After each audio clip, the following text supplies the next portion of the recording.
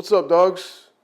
Back again with a new episode of Mydawgsplace, where I'm basically just running you guys through the journey of becoming a constantly improving dog trainer, balancing life as well as business, as well as my research, Vinny, with the dogs. Today I wanted to do something a little different.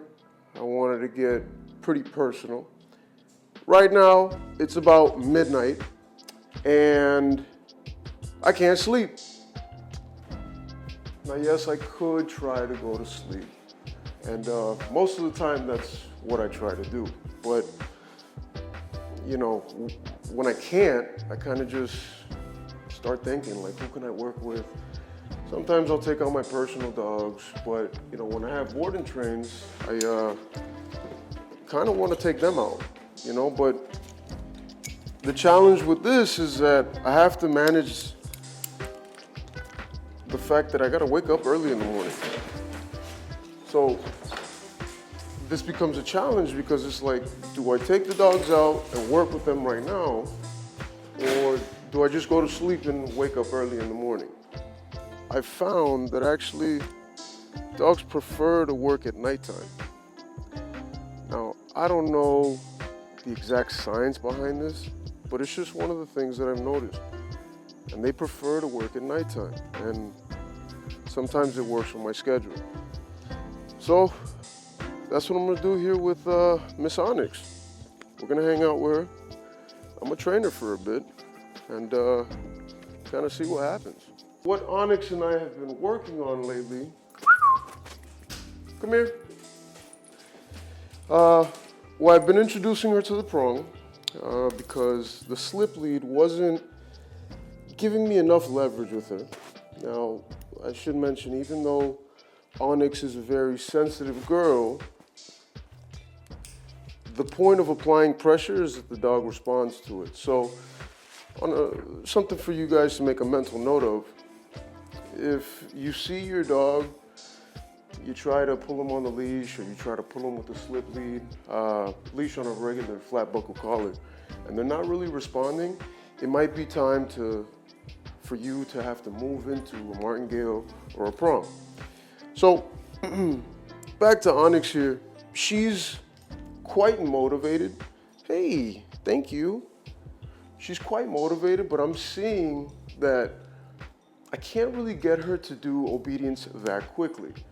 And up until a few days ago, I thought that was because she didn't really understand her obedience that much.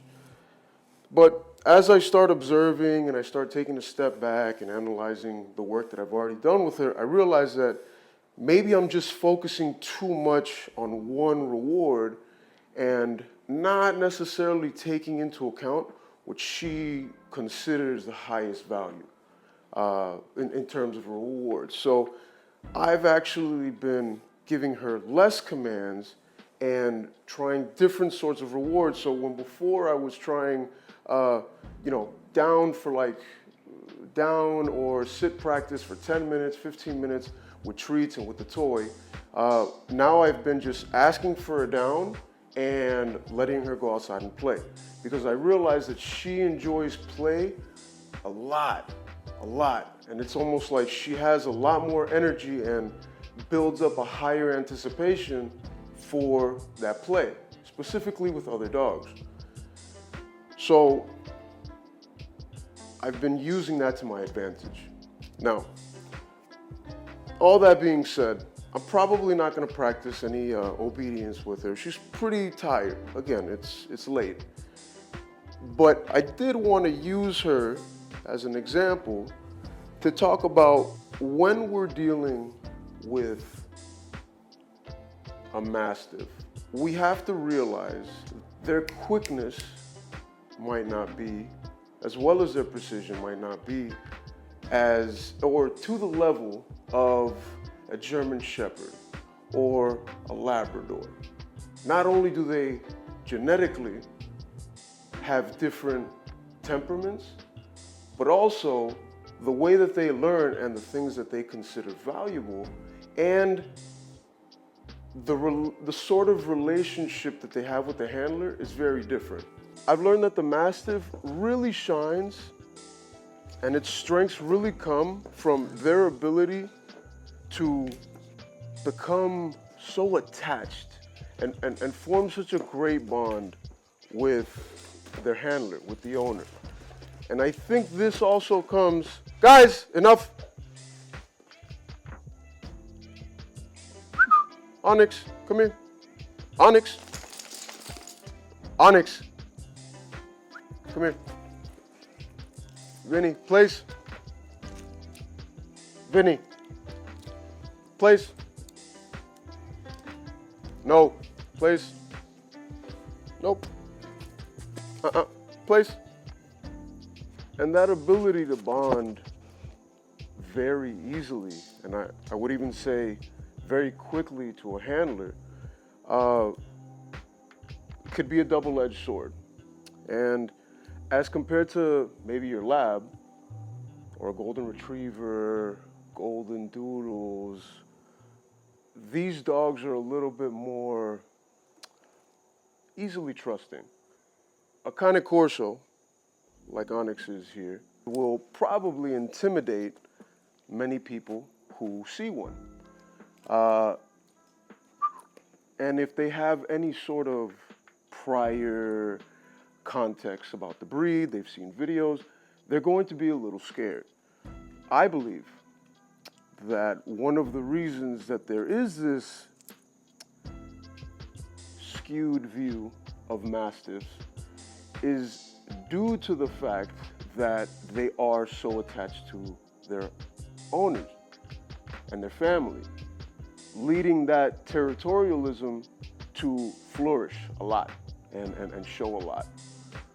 So, for example, every time that somebody comes to the front, to the gate, somebody comes to visit, somebody comes to drop a dog off, they could text me all they want, but I already know, because Vinny starts barking and Vinny picks up on them, hey look, there's somebody here. Vinny, for those of you that know him, know that he's a very sweet dog. I always make the joke that there's a reason why Scooby-Doo was a Great Dane, right? They're kind of scaredy cats. But notice how Scooby-Doo never left Shaggy's side. And I believe that was intentional. I'd be willing to bet that that was intentional. My point being, he barks at everybody who comes through here. Even if he knows them, he just has to bark. He's alerted. That initial suspicion, hey look, somebody new is here. Sometimes he even barks when I get here, right?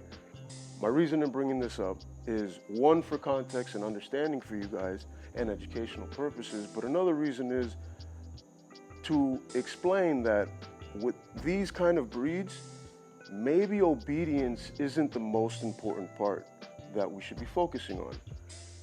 And which kind of leads me back to Onix. Yes, her obedience is good. I know she knows her down, I know she knows her sit. And she could get to those positions using leash pressure. But what is really the most important thing that she goes home with? Learning how to be neutral. And learning how to take feedback from a handler. Myself personally may not need a prong to control her. It's my responsibility and my duty to train her on this prong so that her owners, whether it be the wife, whether it be one of the younger kids, whether it be the grandmother, anyone in the household can handle her, hold her accountable, have some leverage.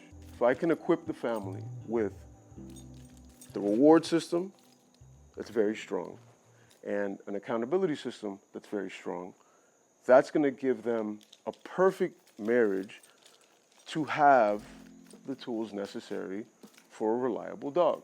This whole entire time that I've been blabbering, Onix has been training and she's been laying down. You saw me call them off and stop them from playing. That's also part of that. Being able to cap that drive. Create an opportunity for her to have impulse control and reinforce that mindset. It's important that they get used to just hanging out and just being chill and just being relaxed. because most people are going to be afraid of these dogs.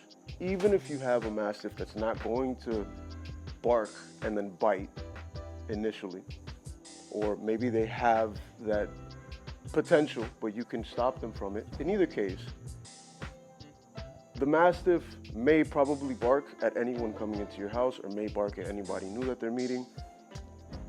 That might be difficult to avoid. But what will give our guests a little bit more confidence and certainty, and for that matter, give us more credibility as a good handler and responsible owner, is if the dog knows how to switch off. So I hope that helps. I hope that makes sense.